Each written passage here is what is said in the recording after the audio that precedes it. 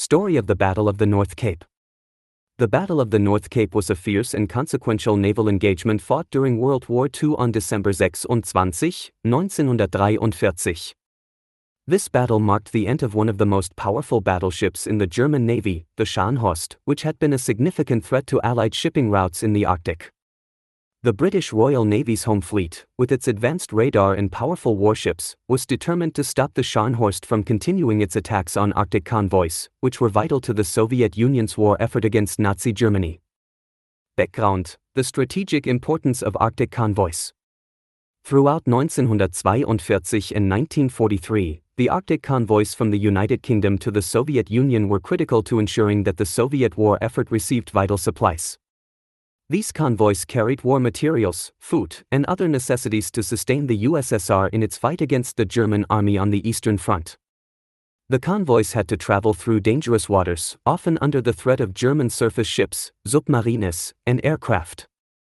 Among the most feared German ships was the Scharnhorst, a battleship equipped with powerful guns and fast enough to pose a significant threat to the convoys.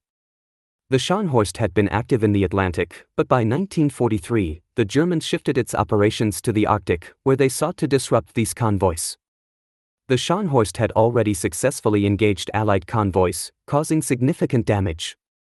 By December 1943, however, the Royal Navy had become better prepared and more determined to eliminate the German battleship as a threat.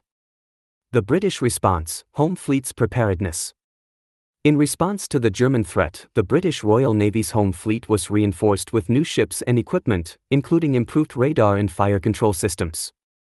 The British were aware that the Scharnhorst was planning to attack convoy JW55B, which was heading toward the Soviet Union in late December 1943. To protect this convoy, the British deployed a strong naval task force that included several battleships, cruisers, and destroyers. The task force was commanded by Admiral Sir Bruce Fraser aboard the battleship HMS Duke of York. The British Home Fleet's task force was composed of the following ships: HMS Duke of York, a King George V-class battleship; HMS Belfast, a Royal Navy light cruiser; several destroyers, including HMS Scorpion, HMS Saumarez, and HMS Matchless. The convoy JW55B was escorted by the Royal Navy's task force, which aimed to protect it from the German Navy's surface ships. As the weather in the Arctic was harsh, with snowstorms and poor visibility, the challenge of detecting and engaging the Scharnhorst was formidable. Yet, the British forces were prepared for such conditions, relying on their radar systems and superior coordination. The German approach: the Scharnhorst set sail. The Scharnhorst, under the command of Vice Admiral Otto Zieliaks, was dispatched from its base at Altenfjord in Norway to attack the convoy. The German battleship had undergone repairs after earlier engagements and was now fully operational. Despite its formidable firepower, the Scharnhorst was operating in a dangerous environment, as it had to contend not only with the British Home Fleet but also with the harsh Arctic weather.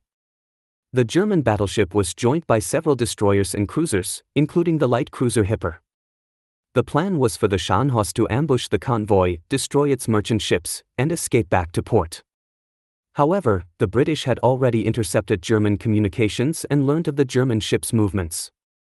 The British knew that the Scharnhorst was coming and began to prepare their response. The battle: the Clash of Titans.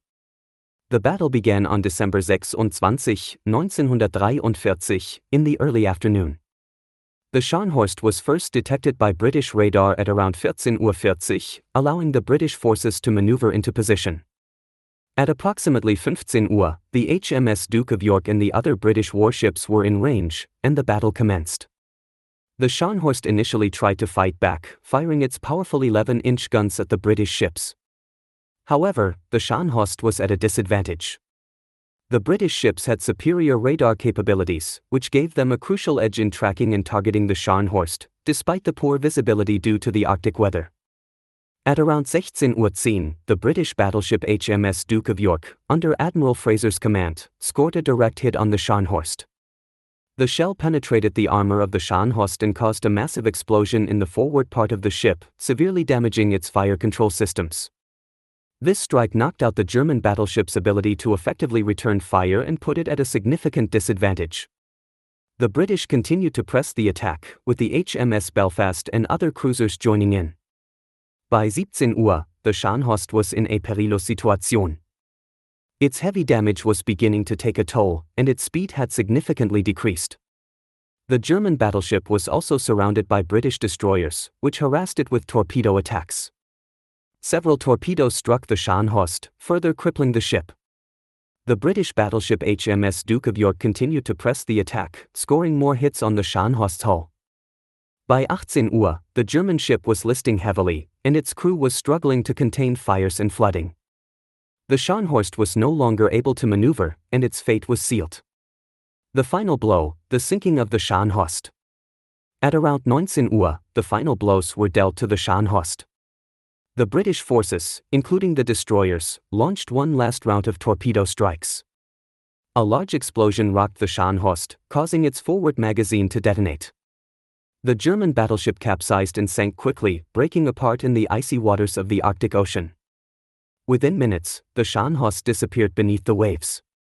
Of the nearly 2,000 men aboard the Scharnhorst, only 36 survived. The survivors were picked up by the British ships, but the loss of life was catastrophic for the German Navy. Aftermath: the end of the Scharnhorst. The British victory at the Battle of the North Cape was a decisive one.